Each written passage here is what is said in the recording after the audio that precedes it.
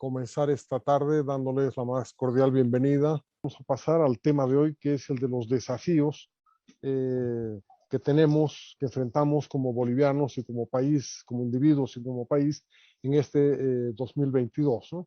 Para eso hemos invitado a Martin Rapp, un economista cruceño-alemán, como ustedes ya lo conocen, que nos va a trabajar sobre todo el tema de los desafíos económicos, ¿no? Trate de ver cuáles son los desafíos que las empresas, los innovadores, los emprendedores y los trabajadores vamos a tener este 2022, considerando el contexto económico en el que estamos, el contexto internacional y por supuesto el contexto gubernamental. Bien, yo voy a comenzar con los estados anímicos. Las emociones son con las que tomamos las decisiones, muchas veces por encima de las razones. Entonces, la primera pregunta es, ¿cómo están los estados anímicos en el país y en el mundo? Comenzando en el país, hay una cosa curiosa. En el segmento medio y en el segmento alto, la emoción dominante es incertidumbre. Eso tiene importancia porque en ese segmento se toman muchas decisiones sobre inversiones. Entonces, cuando nos encontramos con incertidumbre, no queremos invertir, queremos retener recursos para ver qué pasa y si podemos arriesgarnos o no. Y en el segmento bajo, la emoción dominante es expectativa. Están muy divididas las emociones. Expectativa, lo voy a dar un poco más a detalle. La expectativa está en que en los próximos 12 meses, si miramos el segmento socioeconómico bajo, el 70%, estamos haciendo una encuesta que voy a explicar enseguida, el 70% del segmento bajo dice que vamos a estar mejor en 12 meses. Como familia, la situación económica de nuestra familia va a estar mejor, el dato está mal, 50% dice que vamos a estar mejor en los próximos 12 meses. Si miramos a más detalle, el 9% dice que vamos a empeorar, el 32% dice vamos a quedar igual y el 59% dice que vamos a estar mejor. Entonces, en el segmento bajo tenemos expectativa, una gran expectativa que la situación económica de la familia va a mejorar en los próximos meses, en los próximos 12 meses. Mientras que en el segmento alto, la sensación es incertidumbre y el segmento medio, por ejemplo, dice, y la tendencia está clara, vamos a empeorar 25% y vamos a quedar igual 41%. Es muy diferente al segmento bajo. Entonces tenemos emociones bien divididas.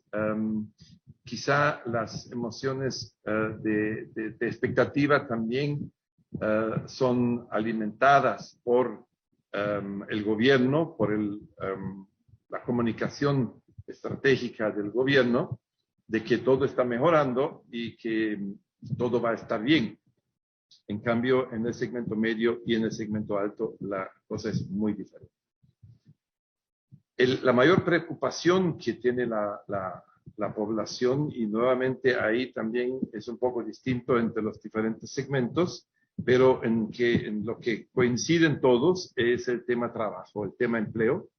Es el principal problema del momento, el principal problema de este año, con las pérdidas que ha significado la pandemia en el empleo, por un lado, y por otro lado en la ocupación en el sector informal, en el sector laboral informal. Ese es el gran tema, porque había una pérdida muy importante que no está recuperada. Entonces, gran preocupación por el trabajo, incertidumbre en el segmento medio y alto y una gran expectativa en el segmento bajo con relación a este año. Ese es el estado anímico muy resumido. Si miramos un poco más la encuesta que mencioné, esa encuesta la hacemos cada 3 meses. Roberto ha participado en la preocupación, hemos dicho, con base en un documento que hizo el FMI sobre las consecuencias sociales de las pandemias y de las restricciones de las pandemias, se vio que hay un riesgo más alto de estallidos y conflictividad social una vez que bajen las diferentes olas. Eso nos inspiró a decir, intentemos de medir un poco esto, diciendo que hay como 3 olas, o tres momentos, mientras que estén las olas de la pandemia en movimiento, no hay tantos problemas sociales porque la gente lucha y la gente está con pérdidas. Hemos perdido seres queridos, hemos perdido trabajo, hemos perdido activos, hemos perdido negocio. Entonces estamos luchando. En un segundo momento, una vez que bajen las olas de la pandemia, viene la gran expectativa. Ya queremos recuperar lo que hemos perdido. Queremos volver a donde hemos estado antes. Y esa expectativa de que queremos y podemos volver se topa después con realidades, con la realidad, y la realidad dice que la vuelta es mucho más lenta. Las vueltas son más lentas, y si hay vueltas, ¿no? Esa es la gran pregunta, si hay vueltas. Si tomamos el PIB per cápita del año 99, cuando teníamos la última vez un ciclo bajo, tardamos 7 años para volver al PIB per cápita del 98. 7 años tardamos. Y si miramos un poco la tendencia, ¿cuándo estaríamos volviendo a la tendencia del crecimiento antes de COVID? Tendríamos que crecer 4 o 5 años sobre el 6%, solamente para volver a la tendencia, no al punto 19, sino a la tendencia. Y eso es muy poco probable que lo logremos. El ritmo actual no señala eso. Entonces, la gran expectativa se encuentra con realidades que significan más adversidad y procesos mucho más lentos de regresar al ritmo, a un ritmo de crecimiento del bienestar y de la economía de las familias, especialmente del segmento bajo, medio y bajo. Mirando un ratito algunas otras variables que podrían ser disparadores de conflictos sociales. Uno es la delincuencia. Hay una percepción de que la delincuencia ha aumentado significativamente. En el consolidado de la encuesta, el 66% dice que aumentó. Si miramos Santa Cruz, el 61% dice que ha aumentado la delincuencia en el barrio, en su entorno inmediato. En el alto, el 74%, en el segmento bajo, el 70%, en el segmento medio, 60%. Entonces, es muy alta la percepción de la delincuencia. La delincuencia genera estrés y genera un poco estas situaciones en ciertos barrios donde hay alcoholismo en la calle, donde hay más trata de personas, donde hay más droga, hay deterioros sociales visibles y que se transforman también en delincuencia. La otra pregunta sobre la percepción de lo social es qué capacidad atribuyen a las autoridades, al gobierno, de mejorar la situación de las familias. Dijimos que hay una alta expectativa. La pregunta es en qué grado la población, la opinión pública, cree que el gobierno va a ser el elemento central en la recuperación de la situación económica de la familia. Se atribuye poca capacidad al gobierno de recuperarse el ritmo anterior del crecimiento. En el segmento medio, el 66% dice que el gobierno no va a ser capaz. Si no, tienes que buscar tu suerte vos mismo en tu recuperación. En el segmento bajo es distinto. El 30% dice que sí, el gobierno tiene capacidad, y un 30% dice sí y no. Es decir, tenemos un 60% en el segmento bajo que atribuye cierta capacidad al gobierno. En cambio, en el segmento medio, no, el 66% no atribuye ninguna capacidad en ese sentido. Y la otra pregunta, la más importante, es la disposición de participar en protestas y de manera activa y usar la fuerza contra el gobierno o contra empresas. Y ahí tenemos en Santa Cruz un 58% de la población que dice estoy dispuesto a participar en protestas, sean marchas, manifestaciones, bloqueos y el uso de la fuerza ante el gobierno o las empresas para exigir y mejorar la situación de mi familia, la situación económica de mi familia. Eso es muy diferente en el Alto, solo el 34%, en Santa Cruz 58%, en el Alto solamente 34%. En el segmento bajo está en 42%, en cambio en el segmento alto, en el segmento medio está en 53%.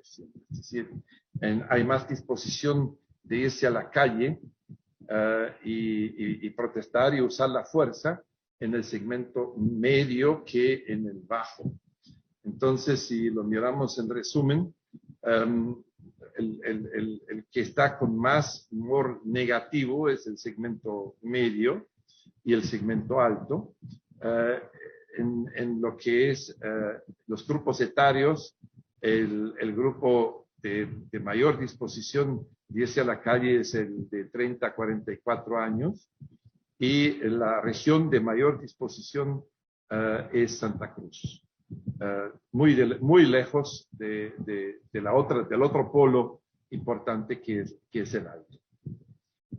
Eso como humor social, como emociones. Ahora una miradita sobre la situación económica.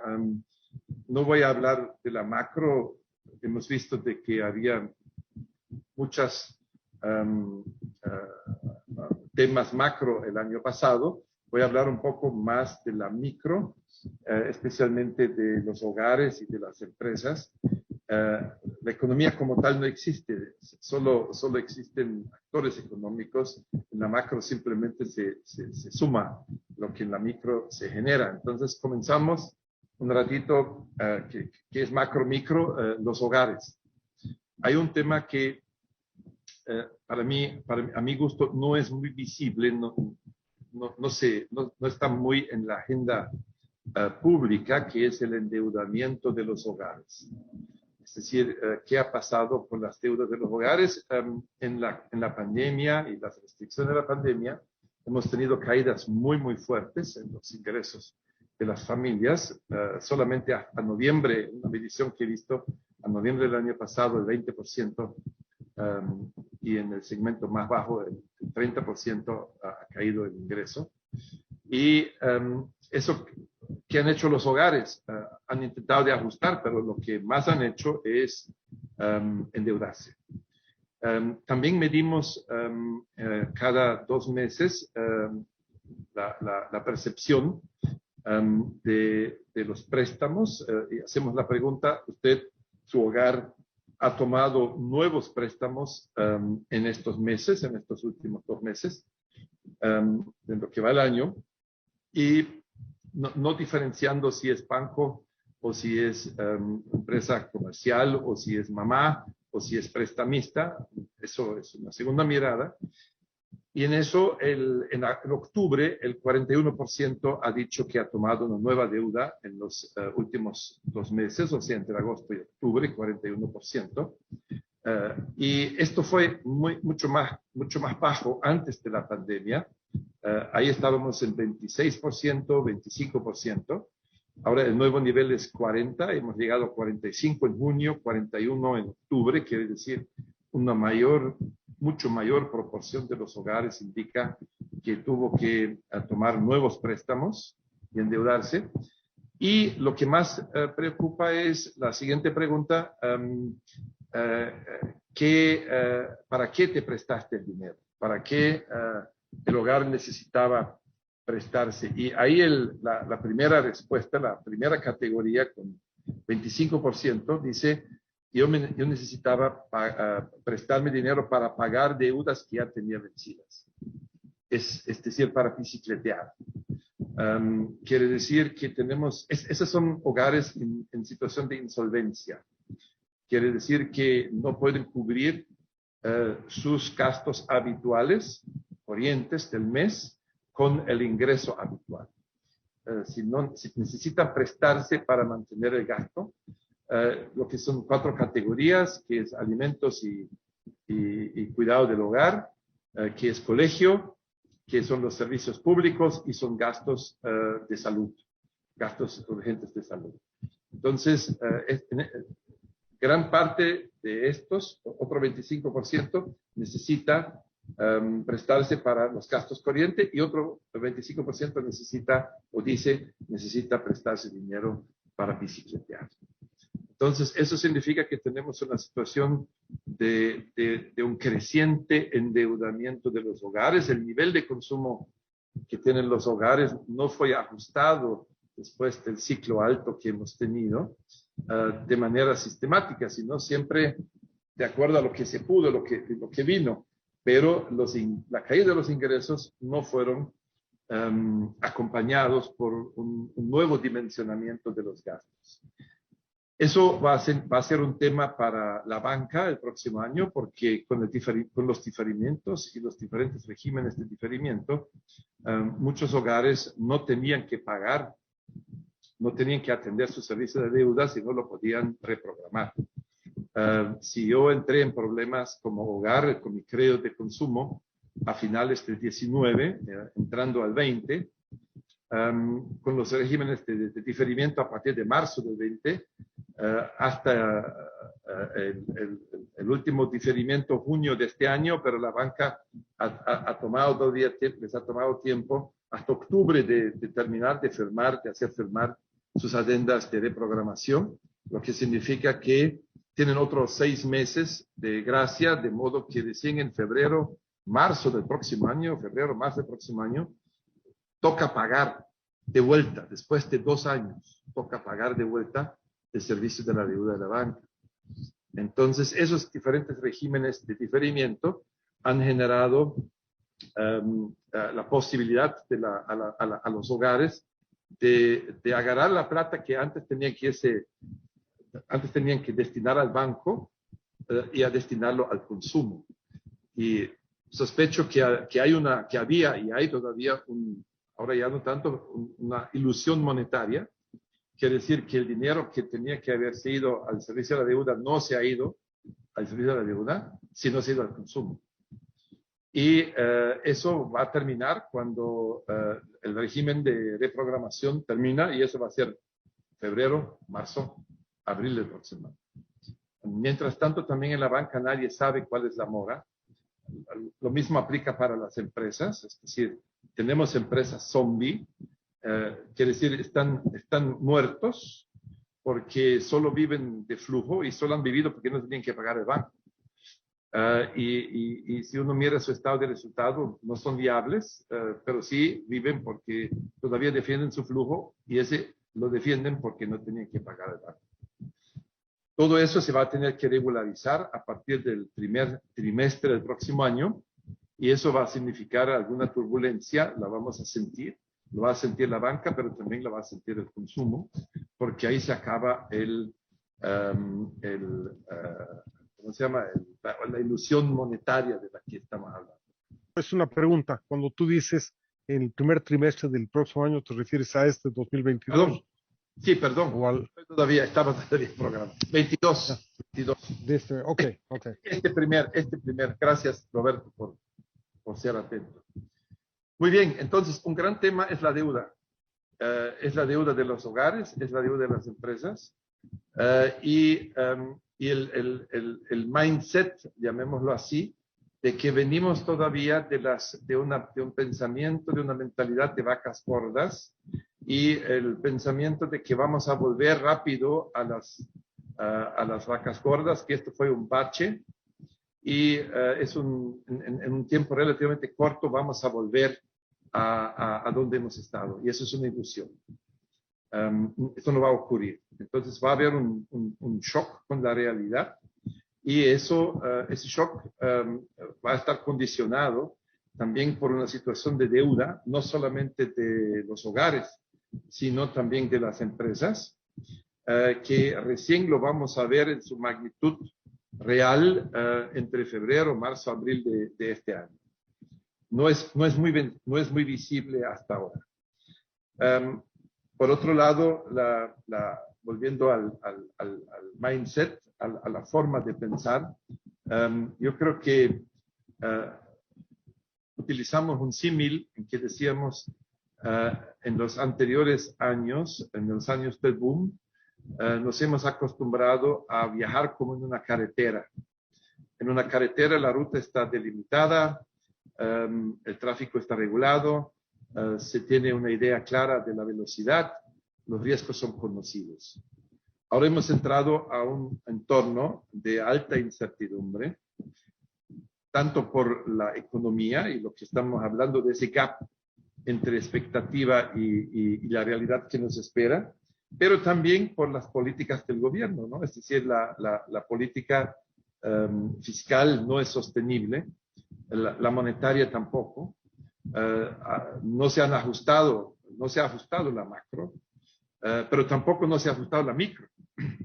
Nadie ha hecho el ajuste todavía y estamos pensando en que simplemente vamos a retomar el ritmo anterior y no es necesario ajustar. Quizá viene una pala de plata, ahora estamos exportando más oro que gas.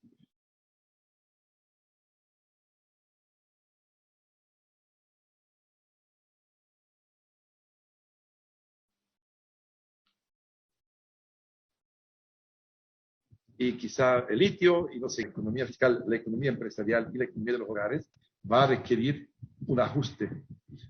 Y ese ajuste algún rato viene. Y hay una gran expectativa de que no viene ahora, sino más bien vamos a volver a lo bueno. Por lo tanto, yo creo que el gran desafío es cambiar el mindset y aprender a gestionarnos nosotros, hogares, empresas y mucho más aún el gobierno, en condiciones de alta incertidumbre, en que podemos utilizar algunas tendencias, ver algunas tendencias, algunas cosas que no sabemos, los podemos investigar, pero hay un nivel de incertidumbre que tenemos que gestionar y que tenemos que enfrentar, y lo tenemos que enfrentar en condiciones bastante adversas. Entonces, yo creo que este año, por eso yo comencé con las emociones y quiero terminar con las emociones. Un gran tema va a ser las expectativas. Va a ser el ajuste de las expectativas a la realidad. Eso va a marcar este año en todo nivel, en todo nivel económico, en la micro, en la macro, en la meso. No teníamos tiempo de hablar un poco más sobre algunas otras tendencias como las demográficas, que tenemos una tremenda concentración de la población y economías regionales muy desiguales, un sur muy complicado por el contrabando, no solamente por el contrabando, sino también por otras cosas, y los rubros que crecen. Aquí teníamos en Santa Cruz, teníamos un buen año del agro, un año récord del agro, una campaña de verano súper buena, una de invierno que ahora está terminando, muy buena, pero eso no es garantía que va a ocurrir de nuevo. Entonces tenemos una tremenda desigualdad también en los ritmos económicos de las regiones, pero las expectativas son igual altas y no van a poder ser atendidas y cubiertas en todo sitio por igual. Va a ser muy desigual también. Muchas gracias.